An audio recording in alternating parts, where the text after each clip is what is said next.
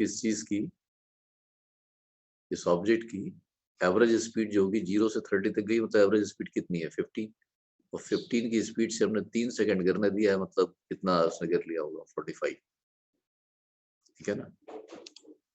फिर अगली ये प्रॉब्लम लिया था आपने, इसको हमने ऐसा बताया था कि 3 सेकंड तक अगर चीज गिरी है तो पहले 1 सेकंड में 0 से स्पीड 10 हुई होगी, मतलब एवरेज स्पीड 5, फिर 10 से 20 हुई होगी, एवरेज स्पीड 15, फिर 20 से 30। यस सर, आप जो लिख रहे हो वो शो नहीं हो रहा बोर्ड पे। अच्छा, बोर्ड पे शो नहीं हो रहा है, ओह सॉरी, एक मिनट रुकिए।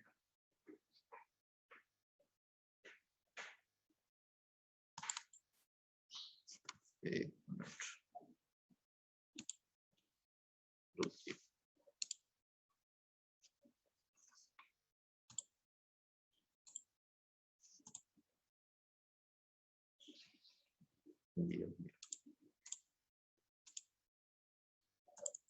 अब देखिए हो रहा है शो। Yes sir. ठीक, तो देखिए कल जो हम लोगों ने चीजें डिस्कस कर ली थी, इसमें इक्वेशन ऑफ मोशन ये समझा आपने, जो सब प्रूफ्स थे आपको एलिमेंट्री तौर पर पता होना चाहिए। सवाल हम लोगों ने यहाँ से शुरू किए थे, ठीक है ना, कि जितनी भी चीजों में फर्स्ट की पावर आए, एक क्वांटिटी पर 1 की पावर आए, दूसरे पर 2 की, ऐसी जितनी भी चीजें होती है, जैसे आपने लिखा है two UT plus half AT square, तो स्टार्टिंग स्पीड 0 कर दिया, तो डिस्प्लेसमेंट पर 1 की पावर है, टाइम के ऊपर 2 की पावर है, तो जिस भी चीज के ऊपर 2 की पावर है, if that is change by equal amount, कि टी को हम 0 से टी बदलें, टी से 2t बदलें, 2t से 3t बदलें, अगर हम ऐसा कंटिन्यू करते हैं तो सक्सेसिव सेकंड में जो डिस्प्लेसमेंट है, मतलब जिस चीज पर 1 की पावर आ रही है, वो चीज अपनी वैल्यू चेंज करेगी कहाँ से कहाँ तक, ये 1 3 5 7 9 के रेशियो में अपनी वैल्यू को बदलेगी। दिस वाज द लॉजिक, ठीक है। अब इसी को आपने इस्तेमाल किया था यहाँ पर कि अगर किसी फ्री फॉल का केस लें हम, तो ये जरूरी नहीं कि समय 1 सेकेंड हो, आप 0 से 0.1, 0.1 से 0.2, 0.2 से 0.3, अगर टाइम इंटरवल बराबर बराबर है, जरूरी नहीं कि 1 सेकेंड हो, तो भी रेशियो 135 ही होगा। आपने तीसरा केस लिया था कि 0 से 0.25, 0.25 से 0.50, 0.50 से 0.75, तो इसमें भी रेशियो कितना रहेगा, सेम, ठीक है ना। तो चलिए मैं जो आपको उसकी नेक्स्ट सिचुएशन बनती है वो बना के दिखाता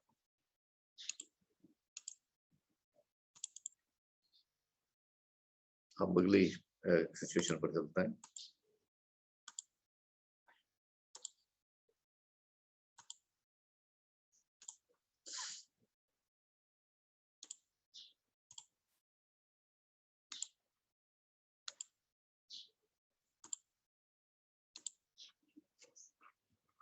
ठीक, देखिए विजिबल है ना स्क्रीन? यस। ठीक, देखिए हम लोगों ने लार्जली कल ये समझा कि जब किसी चीज को गिराएंगे तो वॉटएवर में भी द टाइम का 1 सेकंड होना जरूरी नहीं है। टाइम 0 से हम टी तक गए, टी से 2t जाए, 2t से 3t जाए, और 3t से 4t जाए, ये टाइम इंटरवल्स, मतलब इन दो के बीच का टाइम गैप बराबर होना जरूरी। समय कितना है इससे कोई फर्क नहीं पड़ेगा, चीज पहले 1 सेकंड में x गिरेगी तो दूसरे में 3x गिरेगी, तीसरे में 5x गिरेगी, चौथे में 7x गिरेगी। और उन्होंने 2-3 जो एग्जाम्पल बताए थे, एक वो केस दिया था कि किसी टावर से किसी चीज को गिराया और उसने उस ऑब्जेक्ट ने आखिरी के 1 सेकंड में गिरा, पहला क्वेश्चन बताया था 5/9 ऑफ टोटल, ठीक है। तो आपने समझ लिया था कि अगर 9 है तो इसका मतलब x 3x और 5x होना चाहिए, क्योंकि तीनों का टोटल कितना आ जाएगा 9, और आखिरी 1 सेकंड में चीज गिर रही है 5 यूनिट, मतलब इस टाइमिंग को मान लिया था आपने कि ये 1 सेकंड होगी, ये 1 सेकंड होगी और ये 1 सेकंड होगी, करेक्ट। इससे पता लग गया था आपको कि 3 सेकंड लगेगा। दूसरा क्वेश्चन हमने जो दिया था कि मान लो कोई टावर है, क्वेश्चन वाज दिस कि अगर हम एक दूसरा जो प्रॉब्लम हमने बताया था आपको, इसमें दिया था कि ऑब्जेक्ट कितना चल रहा है,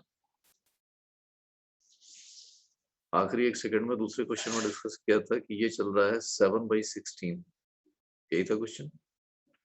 इसको आपने ऐसे सॉल्व किया था कि x 3x 5x और 7x। आखिरी 1 सेकंड में चीज चल रही है 7 यूनिट, और टोटल अगर 1357 टोटल करोगे आप तो कितना आ रहा है 16।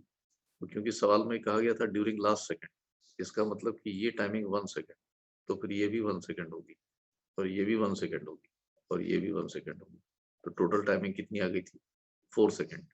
तो आपने लिया था कि स्पीड 0 से बढ़ती हुई, यहाँ 0 से स्पीड बढ़ती हुई कहाँ पहुंची होगी 40। तो हमने 0 और 40 का निकाला था एवरेज, जो कि आया था 20।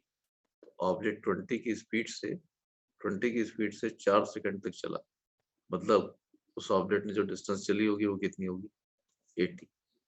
या इसको हमने ऐसे भी निकाल लिया था, ऑब्जेक्ट ने पहले 1 सेकंड में चला होगा 5 मीटर, दूसरे में चला होगा 15 मीटर, तीसरे में चला होगा 25 और चौथे में चला होगा 35। सबको टोटल कर दें तो भी कितना आ जाएगा? क्लियर? ठीक है ना? Yes sir. अब चलिए इसकी अगली प्रॉब्लम पर। मान लो मैं इस सवाल को मॉडिफाई करता हूँ और सवाल ये देता हूँ आपको कि कोई एक टावर, इसके टॉप मोस्ट पॉइंट से आपने किसी चीज को गिराया, यहाँ से किसी स्टोन को ड्रॉप किया, और ये आखिरी 1 सेकंड में कितना चलता है देखिए। आपने लिया था 1 3 5 7 9, ठीक है ना? 7 तक का क्वेश्चन आप कर चुके थे। मान लो मैं इसको कर देता हूँ कि ये आखिरी 1 सेकंड में 9/25 h चलता है ड्यूरिंग लास्ट सेकंड। तो आप बता सकते हो कि इसका टाइम ऑफ फ्लाइट कितना है? कितने सेकंड्स इसको लगे होंगे ऊपर से नीचे आने में? Yes sir. Seconds, number of seconds कितने लगेंगे इसको ऊपर से नीचे आने में? 5। 5, करेक्ट। समझ में आ रहा ना आप लोगों को? समझ में आ रहा? खुशी?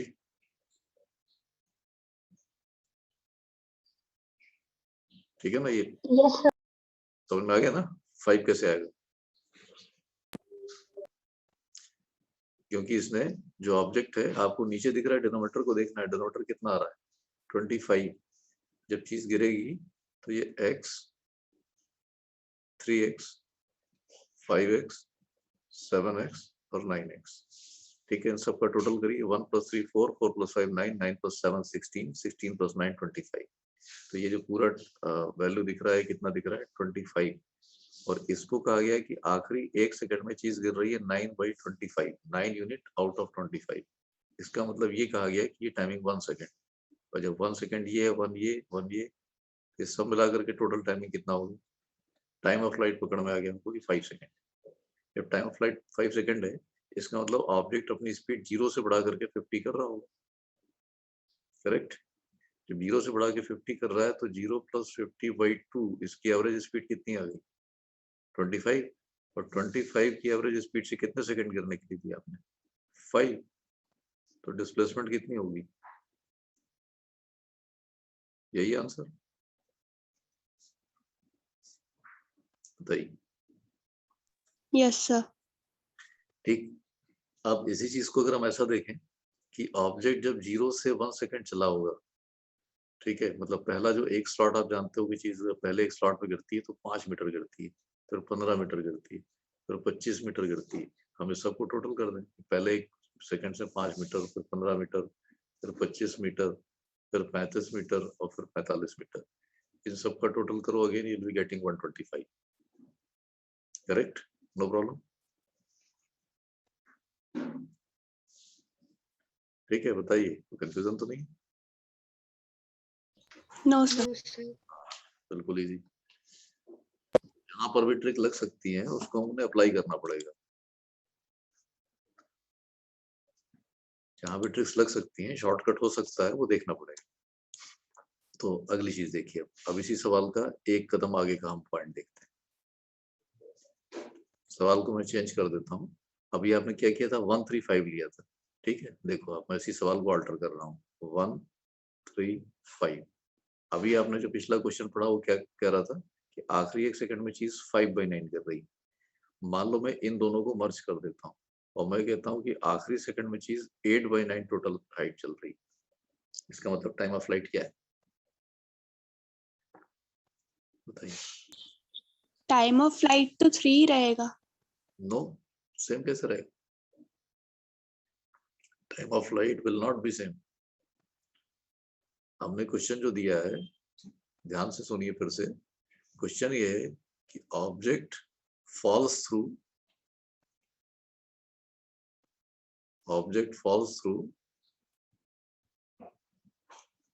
8/9 of total height during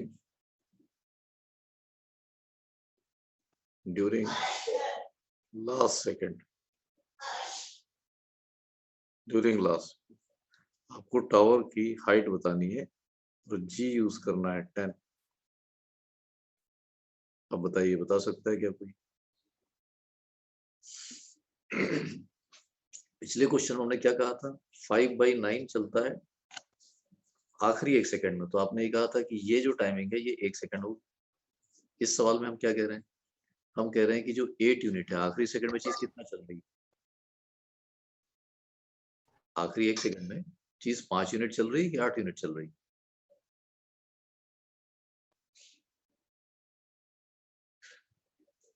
जो लास्ट 1 सेकंड है उसमें ऑब्जेक्ट 5 यूनिट चल रहा है कि 8 यूनिट चल रहा है?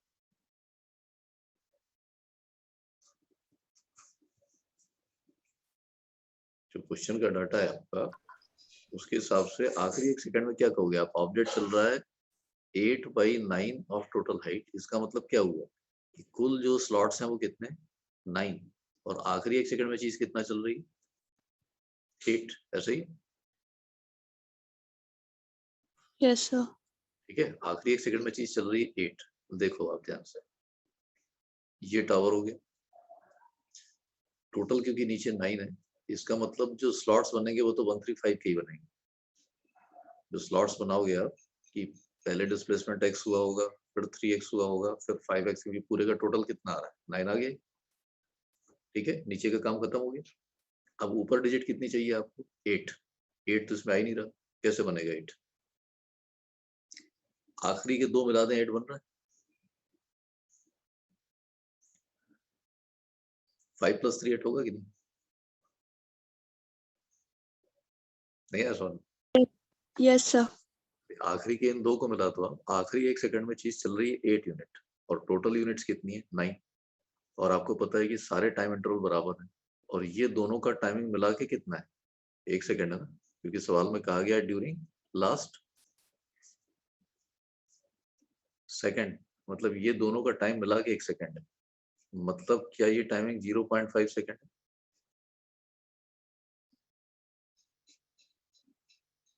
टाइम ऑफ फ्लाइट कितना हुआ बताइए? 1.5। 1.5। मतलब अब क्या हो रहा है कि 2 स्लॉट्स मिलकर के क्या बना रहे हैं? 1 सेकंड। तो इस केस में अब जो टोटल टाइम ऑफ फ्लाइट बन रहा है, ये बन रहा है 1.5 सेकंड। तो अब आपकी प्रॉब्लम ये हुई कि ये कोई टावर है, और टावर के टॉप से आपने चीज गिराई, इसने ऑब्जेक्ट ने 0 से लेकर के स्पीड जो पिकअप की है, 0 से स्पीड 1.5 सेकंड में बढ़ती हुई कितनी आएगी? आपने 1 सेकंड दिया होता तो स्पीड आ गई होती 10, 2 सेकंड दिया होता तो 20, 1.5 सेकंड दिया तो स्पीड 15 आएगी क्या? 50। 15। इसका करो आप एवरेज, तो क्या एवरेज स्पीड आने वाली है? 0 + 15/2, ये आ गई 15/2 इज एवरेज स्पीड। अब इस स्पीड से आपने गिरने के लिए कितनी देर का समय दिया? 1.5 सेकंड। इसमें चीज कितना चल रही है? वही टावर की हाइट है, दैट इज 15 into 1. ये एवरेज स्पीड होगी मल्टीप्लाइड टू 1.5। 15 का 15 से प्रोडक्ट करिए, कितना आएगा? ये आएगा 22.5 आएगा, divided by 2। Answer is 11.25 metre. ये आंसर है। बताइए समझ में आया ये कि नहीं? इसमें सिर्फ क्या किया गया है? सर और एक बार इस सवाल में सिर्फ क्या किया गया? अभी तक जितने क्वेश्चन देखे आपने, उसमें जो आखिरी का पार्ट होता था, 1 पार्ट, वो ऑड नंबर होती थी। हमने लिया था, सबसे पहले सवाल में लिया 5/9, न्यूमरेटर क्या था? ऑड नंबर थी। दूसरा सवाल क्या लिया? 7/16, उसमें भी न्यूमरेटर ऑड नंबर थी। तीसरा हमने क्या लिया? 9/25, उसमें भी न्यूमरेटर ऑड नंबर थी। जब भी न्यूमरेटर इवन नंबर होगा, वो किसी 2 ऑड नंबर का सम होगा। जैसे ऑड आपका जो 8 दिख रहा है, 8 इज सम ऑफ 3 and 5। इसका मतलब कि जो आखिरी के 2 स्लॉट्स हैं ये मिलके 1 सेकंड बना रहे हैं। इसका मतलब टाइम ऑफ फ्लाइट 0.5 सेकंड है। सॉरी, 1 स्लॉट 0.5 सेकंड का है और हमारे पास इस तरह के 3 स्लॉट हैं। मतलब कि जो टाइमिंग लगी है गिरने में वो लगी है 1.5 सेकंड। करेक्ट? ठीक है, क्लियर हुई सबको बात की नहीं? Yes sir. Yes sir. ठीक है ना? एक और मैं बताता हूँ, आपको बात क्लियर हो जाएगी। एक और सवाल बताता हूँ, सब ट्रिक से बता रहे हैं आपको, बुक में वो इस ढंग से नहीं दिया होगा। एक और प्रॉब्लम देखो आप, मान लो हम ऐसा सवाल लेते हैं, सपोज क्वेश्चन ये है कि हमने किसी चीज, कोई टावर है, इसके टॉप मोस्ट से किसी ऑब्जेक्ट को गिराया, यहाँ से किसी ऑब्जेक्ट को गिराया और ये बता दिया कि आखिरी 1 सेकंड में ये चीज गिरती है 24/25 during last second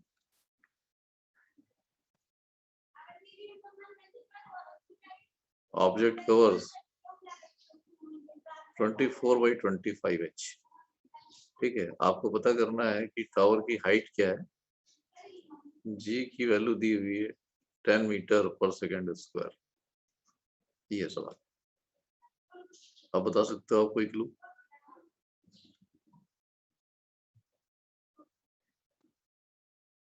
yes sir, 1 minute.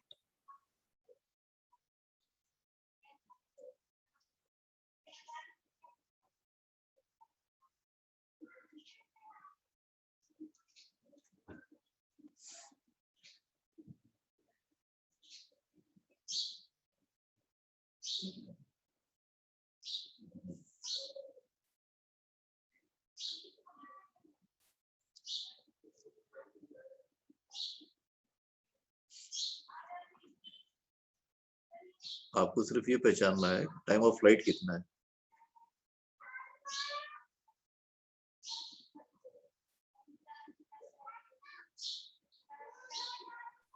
1.25। Correct, correct. आपको समझ में आ गई बात? बाकी आप लोगों को समझ में आई? खुशी एंड रूपा,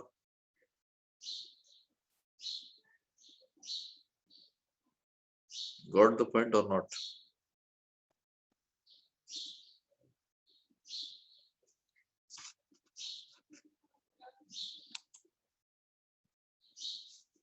बताइए, रोशनी को तो बात समझ में आ गई। खुशी आप बताइए, समझ में आई? नहीं आई समझ में? देखिए, मैं रिपीट कर देता हूँ बात को।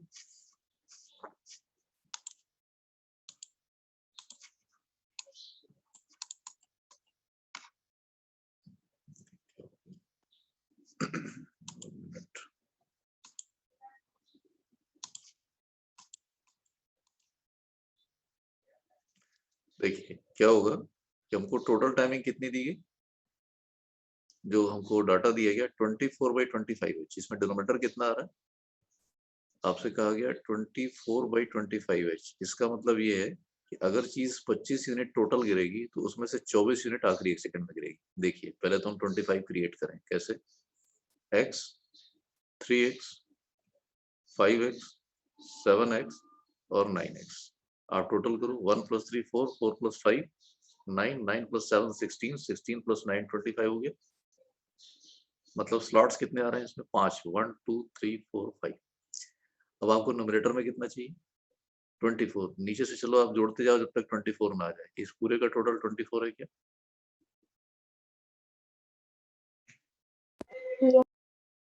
ठीक है, और ये पूरा टाइमिंग मिल के 1 सेकंड है। ये पूरा टाइमिंग मिल के 1 सेकंड है और ये सब बराबर बराबर टाइमिंग है।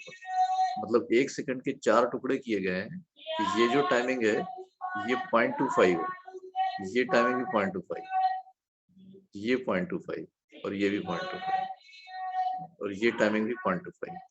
सबको कर दो आप टोटल, 1.25 सेकंड आ गए। बताइए, ठीक है ना? क्लियर? ये 1.25 आ गया। अब अगर ये 1.25 है और टावर से किसी चीज को गिराओगे आप, तो यहाँ पर स्पीड अगर 0 थी और समय आपने दिया 1.25, तो क्या यहाँ पर स्पीड इसकी 12.5 हो जाएगी ऑब्जेक्ट की? Yes sir. कंफ्यूजन अगर है तो आप इससे भी चेक कर सकते हो। v is equal to u plus 80, starting speed 0, acceleration is 10, timing दिया 1.25, you can multiply to get 12.5 की स्पीड आ गई। तो 0 से 12.5 हम इसका एवरेज ले सकते हैं, that becomes 0 plus 12.5 divided by 2, correct. Solve कर लें, this will be 6.25 seconds, sorry not seconds, average speed निकाल लो आप, 6.25 मीटर पर सेकेंड। और टावर की टोटल हाइट मतलब ऑब्जेक्ट की एवरेज स्पीड क्या थी मल्टीप्लाइड टू ड्यूरेशन। इसको थोड़ा और आसान तरीके से देखें तो ये 25/4 लिखा हुआ है और ये 5। Sir, your voice is not coming. Voice is not coming? No sir. अभी वॉइस नहीं आ रही? सर आ रही है। अब आ रही? हाँ। तो देखिए जो 6.25 है we can write this as 25/4 और 1.25 को क्या लिख सकते हैं 5/4। 25 into 5 ये बनेगा 125, 4 into 4 is 16, ये आंसर आ चुका है। टावर की हाइट ये होगी। देखिए क्लियर सबको? इस ट्रिक को लगा लोगे आप कि नहीं? Yes Yes, sir. तो इसे बनेगा ना। अब देखो अब मैं इसी सवाल को उल्टा करके दे रहा हूँ। देखिए सवाल ये सब सवाल जितने भी मैं बता रहा हूँ आपको ये सब पेपर्स में आए हुए हैं, आप चेक कर सकते हो। ये सभी क्वेश्चन पेपर में आए हुए हैं। हम मान लो सवाल को उल्टा कर देते हैं। मैं सवाल ऐसा बनाता हूँ कि अभी चीज ऊपर से नीचे आ रही थी। मान लो हमें कह दें कि किसी स्टोन को नीचे से ऊपर फेंक दिया, ठीक है, नीचे से ऊपर फेंक दिया, इसकी स्पीड है 30 metre per second, acceleration due to gravity लेना है 10। आप बता सकते हो कि ऑब्जेक्ट कितनी हाइट तक जाएगा?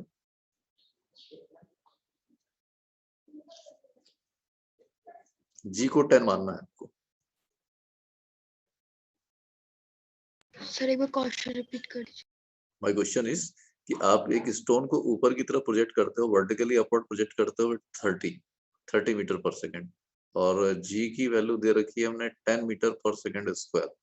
आपको बताना है कि ऑब्जेक्ट मैक्सिमम कितनी हाइट तक जाएगा, ये सवाल है।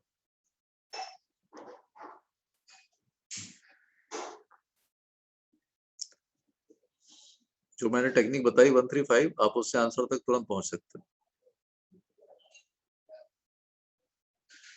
बताइए कितना है आंसर?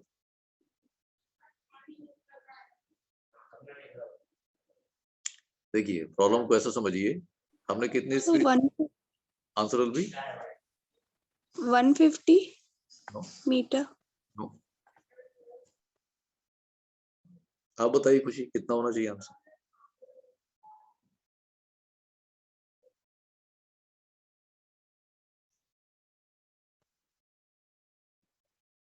आ रहा आंसर किसी का? आपका आ रहा है रूपा? No, sir. नहीं, देखिए मैं बता रहा हूँ, जब चीज ऊपर से नीचे गिरेगी तो उसकी स्पीड में 10 जुड़ेगा कि घटेगा? कोई चीज ऊपर से गिरा रहे हो आप, तो जब ऊपर से चीज नीचे गिरेगी तो उसकी स्पीड बढ़ेगी कि घटेगी? बढ़ेगी। और जब नीचे बढ़ेगी, और जब नीचे से ऊपर जाएगी कम होगी। घटेगी, तो घटेगी। तो क्या करना है आपने, देखिए अभी इसकी स्पीड 30 थी, एक सेकंड बाद कितनी होगी 20, उसके एक सेकंड बाद कितनी होगी 10, उसके एक सेकंड बाद कितनी होगी? क्लियर? मतलब इसको नीचे से ऊपर तक जाने में कितने सेकंड्स लगेंगे? 3। आपको समझ में आ गया कि इसमें जो टाइम है इसको ऊपर तक जाने में 3 सेकंड लगेंगे और ऊपर तक जाकर के चीज नीचे वापस आएगी। पहले देखिए ऊपर का पार्ट देखिए, जब ये चीज पहले एक सेकंड में चल रही है तो क्या इसने 25 मीटर चला होगा? क्योंकि 30 और 20 का एवरेज कितना आ रहा है? 25 आ रहा है। यस स्पीड जब आपने थ्रो किया तो स्पीड वाज 30, एक सेकंड बाद 20 हो गई, तो उसकी एवरेज स्पीड कितनी हुई 25। अब 10 और 20 का एवरेज देखिए कितना हो गया 15 और 0 और 10 का एवरेज देखिए कितना हो गया 5। 5 कुल 45 मीटर चला है क्या इसने? Yes sir. आंसर हो गया, आंसर इज 45 मीटर। ठीक है, अब अगर हम इसी सवाल में पूछें कि इस ऑब्जेक्ट का टाइम ऑफ फ्लाइट कितना होगा, क्या कहोगे आप? हमने किसी गेंद को फेंक दिया, वो ऊपर तक गई और ऊपर तक जाने के बाद वापस नीचे गिरेगी, तो ये कितनी देर में वापस आपके हाथ में आ जाएगी? अगर आपने इसको प्रोजेक्ट किया था विद स्पीड 30, तो हम पूछें इसका टोटल टाइम ऑफ फ्लाइट बताइए, क्या कहोगे आप आंसर? 6 सेकेंड। 6 सेकंड, क्योंकि इसको 3 सेकंड जाते समय लगेगा और 3 सेकंड आते समय लगेगा। और नीचे से ऊपर जब गई तो 30 20 10 0, और जब लौटी तो उल्टा हो गया, 0 10 20 एंड 30। क्लियर बात? ठीक, मान लो Yes.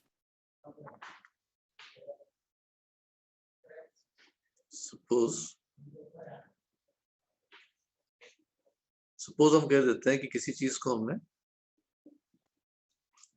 25 की स्पीड से प्रोजेक्ट किया, स्पीड रख दी हमने 25, इसको फेंक दिया और ये चीज टॉप तक गई। आपको बताना है कि मैक्सिमम हाइट रीच कितनी, क्या कहोगे आप आंसर? जी को मान लो आप 10।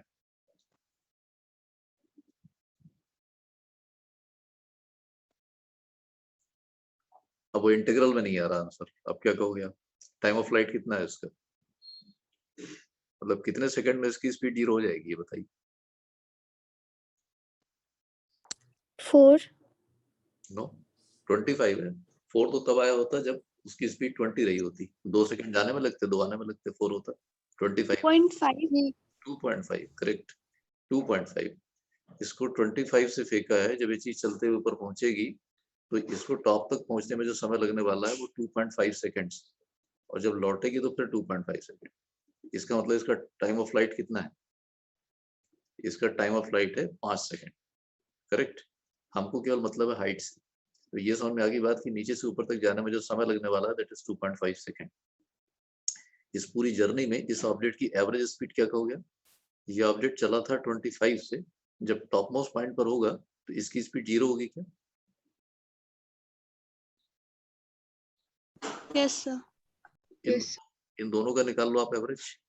दिस इज 0 + 25/2, मतलब इस ऑब्जेक्ट की जो एवरेज स्पीड है दैट इज 25/2, और इस स्पीड से ऑब्जेक्ट ने कितने सेकंड्स तक चला, ये आ जाएगी टोटल हाइट। 25 × 25 ये आना चाहिए 625, this will be 62.5 divided by 2, answer will B 31.25। देख लीजिए कितने मीटर हाइट आएगी।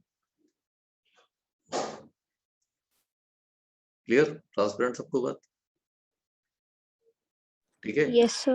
अब ये 135 का कॉन्सेप्ट कितनी जगह लगता है, देखो आप, बता देता हूँ आपको। ये अभी आपने केवल डिस्प्लेसमेंट के केस में देखा,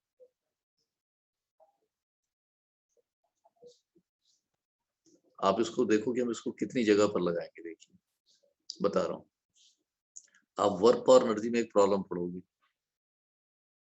प्रॉब्लम क्या होगी? एक बॉक्स दिया हुआ है या एक वुडन प्लैंक, ठीक है, एक वुडन प्लैंक,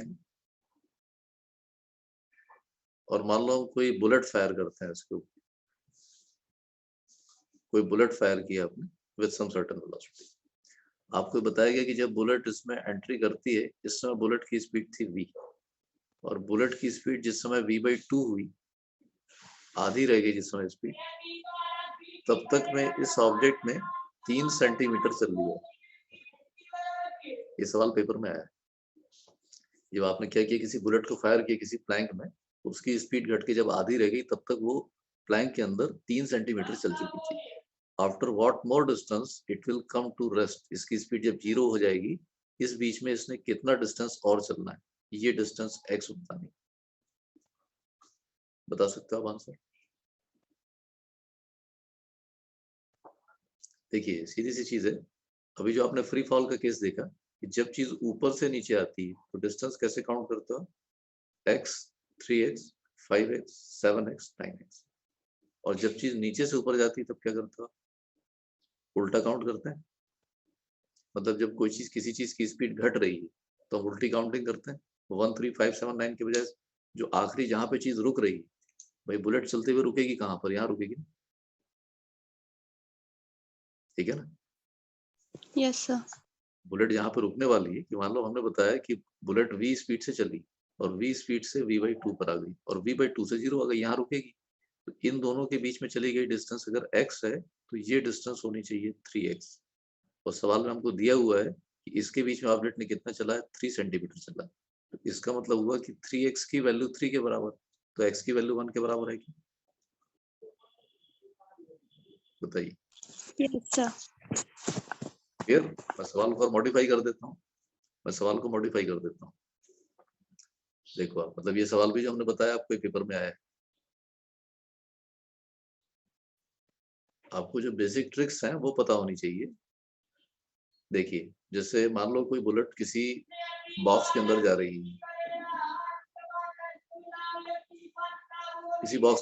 है, और इसकी स्पीड v से जिस समय 2v/3 रह जाती है, इस बीच में बुलेट ने 10 सेंटीमीटर चला है, ये डाटा दिया हुआ है।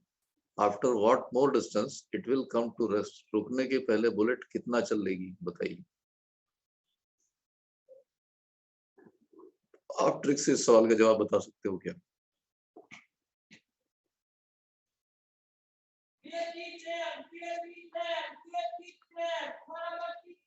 दिख रहा है कोई क्लू?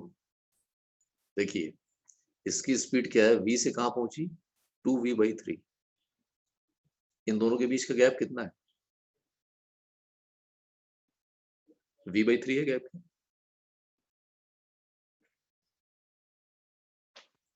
इन दोनों का डिफरेंस करोगे आप तो v/3 आएगा कि नहीं?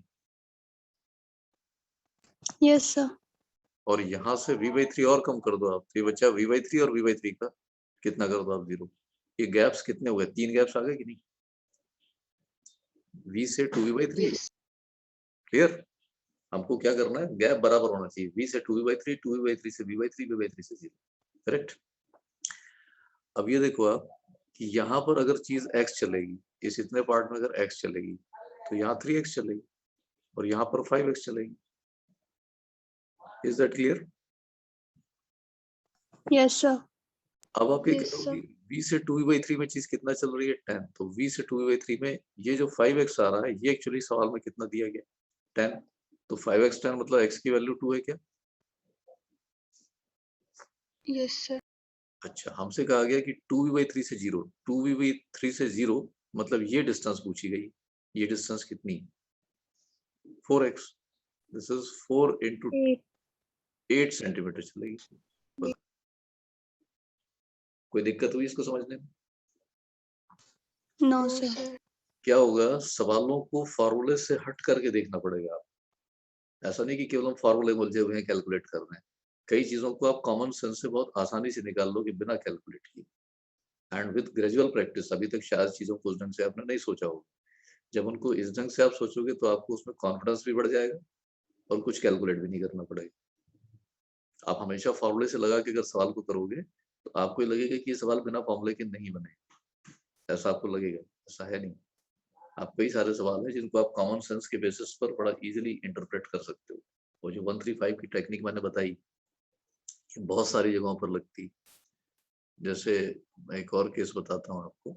आपने कैपेसिटर भी क्लास 12th में कैपेसिटर पढ़ा होगा, ठीक है? या चलिए मैं काइनेटिक एनर्जी वाला केस आपको समझा देता हूँ।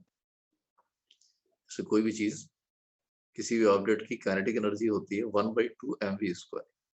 तो इसमें देखो आप, वेलोसिटी पर 2 की पावर है और काइनेटिक एनर्जी पर पावर कितने की है, 1 की। ठीक है? काइनेटिक एनर्जी के ऊपर पावर कितने की है, 1। और वेलोसिटी के ऊपर पावर कितने की है, 2। आपकी जो 135 की ट्रिक है वो उन सारी जगहों पर लगती है जहां पर एक क्वांटिटी पर 1 की पावर हो, दूसरे पर 2 की पावर। अब मैं इसमें क्या सवाल बिल्टअप करता हूँ, देखिए।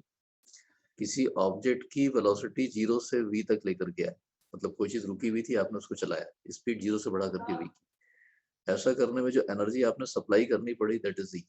तो अगर इसी की स्पीड आप v से 2v तक लाओगे, कितनी एक्स्ट्रा एनर्जी देनी पड़ेगी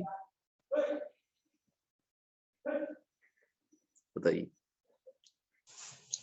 3E. 3। और 2v से चले जाओ आप 4v, सॉरी 3v, अब कितना हो जाएगा, 5v। 5. 5e. करेक्ट। अब यहाँ चले जाइए, 3v से 4v, ये वैल्यू आ जाएगी कितनी, 7। निकला है? 7e. करेक्ट, लग गया इसमें। अब इसी Yes, प्रॉब्लम, sir. इसी चीज को मैं आपको कैपेसिटर पे लगा के दिखाता हूँ। आप कैपेसिटर में क्वेश्चन पढ़ते हो कि हम कैपेसिटर में स्टोर्ड एनर्जी पढ़ते हैं 1/2 CV², जबकि V इज वोल्टेज, ये कैपेसिटर में स्टोर्ड एनर्जी। हम कहें कि कैपेसिटर की वोल्टेज 0 से V वोल्ट तक लेके आए, मान लो हमको एनर्जी E देना पड़ी, तो कैपेसिटर का वोल्टेज V से बढ़ा के 2V करने में हमको एनर्जी देनी पड़ेगी 3E, और 2V से 3V जाने में जो एनर्जी देंगे वो कितनी होगी 5E and so on. Clear? अब आप कॉइल का केस पढ़ोगे कि कॉइल में जो स्टोर्ड एनर्जी होती है, ये अगर आपने पढ़ा हो, ये होती है 1/2 Li²। ये आपको मालूम नहीं होगा खुशी, 11th वाले कैंडिडेट्स को नहीं पता होगा, ये क्लास 12 का टॉपिक है। ये मैंने जो फॉर्मूला बताया, आप केवल फॉर्मूले को देखो,